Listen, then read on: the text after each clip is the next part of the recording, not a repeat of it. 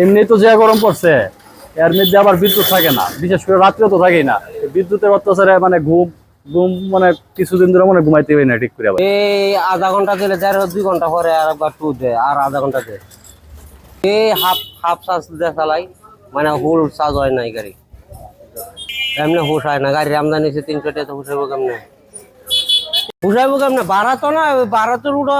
ও গাড়ি বেশি না, আমদানি তো 300।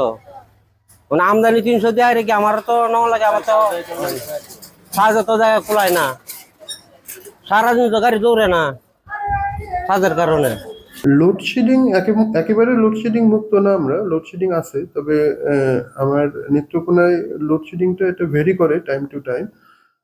নর্মালি আমার চাহিদাটা 22 মেগাওয়াটের মতো।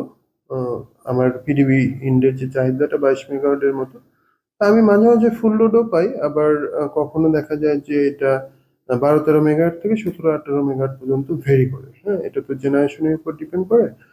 আর বিশেষ করে নেত্রকোনা বা ময়মনসিংহ অঞ্চলে যেটা আমাদের ময়মনসিংহে এখন পর্যন্ত 400 কেভি কোনো গ্রিড নাই।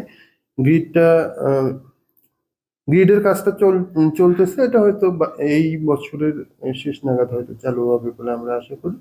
তো এটা চালু হলে এই অঞ্চলে লোডের অবস্থা কিছুটা হলেও ইমপ্রুভ করবে।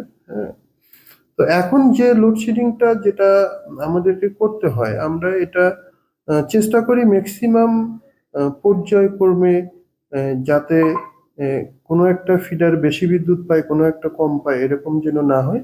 পর্যায়ক্রমে লোডশেডিংটা ম্যানেজমেন্ট করার চেষ্টা করি। পাশাপাশি ওয়েদার একটা ফ্যাক্ট। ঝড় বৃষ্টির দিন আবার মাঝে মাঝে প্রচন্ড গরম পড়ছে।